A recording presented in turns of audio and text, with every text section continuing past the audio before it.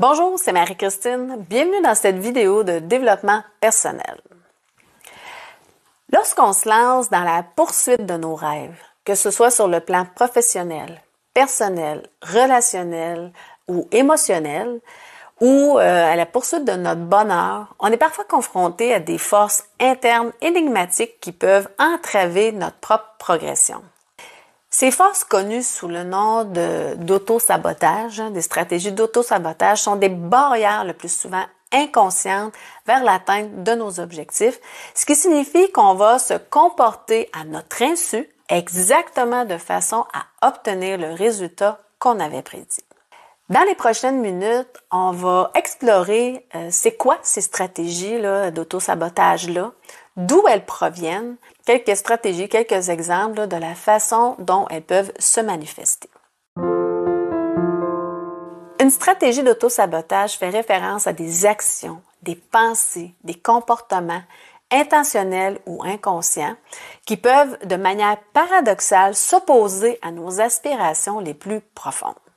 En d'autres termes, c'est lorsqu'on agit délibérément ou involontairement d'une manière qui nuit à nos propres intérêts, entrave nos projets, bousille nos relations, etc. L'auto-sabotage est en fait échoué alors que la réussite est à notre portée et elle n'est aucunement due à un manque de compétences ou de malchance. D'où proviennent les autosaboteurs? Ces stratégies d'auto-sabotage peuvent être le résultat de croyances limitantes, de traumatismes passés, de un faible niveau de confiance en soi ou d'autres facteurs psychologiques. Il est important de reconnaître ces schémas d'auto-sabotage-là et de travailler sur eux pour atteindre nos objectifs et améliorer notre bien-être intérieur. La prise de conscience de ces comportements-là, c'est souvent le premier pas, c'est le premier pas vers le changement positif. En tant qu'être humain, on utilise différentes stratégies d'auto-sabotage et je t'en présente quelques-unes. Premièrement, ruminer ses malheurs. Il est facile et tentant de charger notre enfance de la responsabilité de notre vie actuelle marquée par la misère, les échecs répétés et les difficultés relationnelles ou encore de notre incapacité à surmonter certaines situations. Certes, notre enfance exerce une influence sur notre vie actuelle, mais si on consacre la majeure partie de notre temps à ruminer ces récits-là, négatifs, le plus souvent négatifs, au lieu d'en tirer des leçons et de progresser, c'est inévitable que ça va impacter notre vie actuelle. Certains événements traumatismes mettent plus de temps que d'autres à guérir, mais il est possible d'en tirer avantage. Il suffit le plus souvent de travailler sur soi et de se donner le temps de s'en sortir. Toutefois, c'est à nous de choisir si on veut se laisser détruire par ce qui nous arrive ou grandir à travers cette épreuve-là. Une deuxième stratégie, c'est de vivre sur la défensive. Bien souvent, ces réflexes défensifs-là dissimulent un profond manque d'estime de soi et un manque de confiance en soi. Puis c'est accompagné de blessures émotionnelles significatives. Ce manque-là peut conduire à des actions allant jusqu'à repousser des personnes qu'on aime, érigeant ici une barrière imposante entre ces personnes-là et nous. Ça forme une bulle protectrice dans laquelle on se sent en sécurité. Il arrive également qu'on laisse échapper plusieurs opportunités bénéfiques, simplement parce qu'on perçoit de potentielles mauvaises intentions chez autrui, en grande partie en raison de nos croyances limitantes qui teintent notre perception du malheur. Du malheur qu'on perçoit comme omniprésent. Une troisième stratégie, c'est se sentir responsable de tout. Il est important de se rappeler que notre responsabilité s'étend uniquement à ce qui nous appartient. notre propre sphère d'influence et non à ce qui relève là, de l'autre.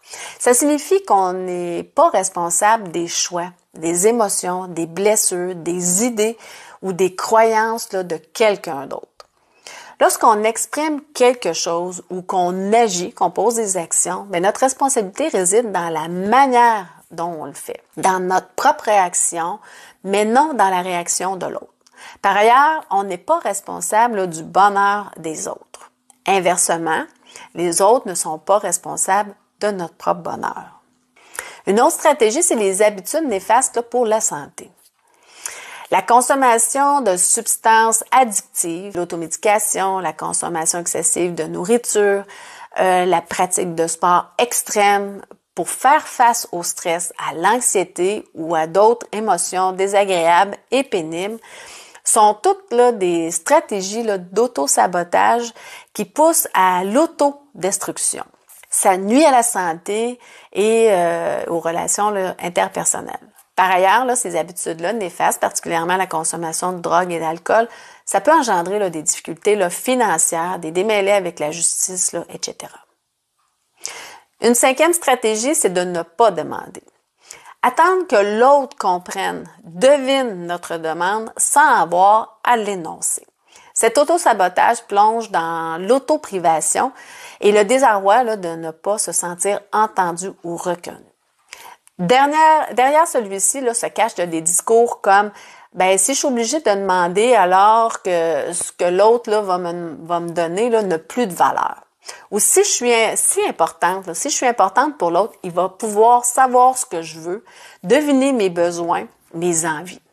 Ou encore, demander, là, c'est s'abaisser. La liste est loin d'être exhaustive. Là. Il existe une grande variété là, d'auto-saboteurs tels que la peur du succès, entre autres, craignant là, des changements là, qui pourraient là, accompagner là, le succès. Ce qui compromet là, ce qu'on met en place et nous empêche là, de donner là, le meilleur de soi-même là, dans la réalisation de nos projets, de nos rêves, etc. Je voulais simplement là, te présenter quelques-unes de ces stratégies d'autosabotage-là pour t'aider à prendre conscience des causes potentielles là, de nos difficultés, de tes échecs, ou des relations là, compliquées ou douloureuses là, auxquelles tu fais face.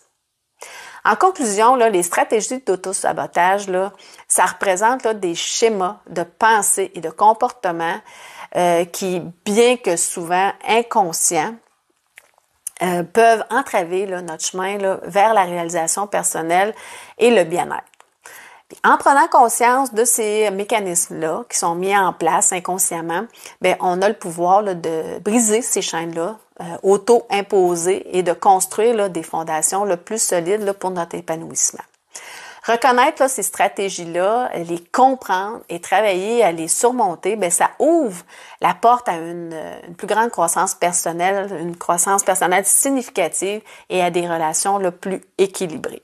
C'est ainsi que, armé là, de cette prise de conscience-là, ben, on peut construire un avenir ou un succès, là, l'épanouissement et des liens là, authentiques là, sont non seulement accessibles, mais également durables.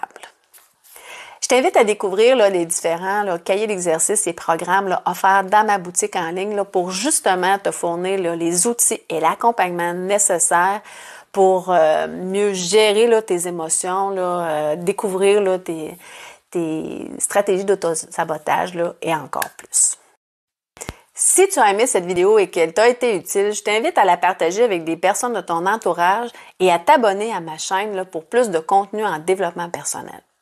Si tu as des questions ou si tu souhaites là, en savoir plus sur un sujet particulier, bien, laisse un commentaire là, sous la vidéo ou visite mon site au www.cme.ca. Merci de m'avoir rejoint là, sur cette chaîne et à la prochaine.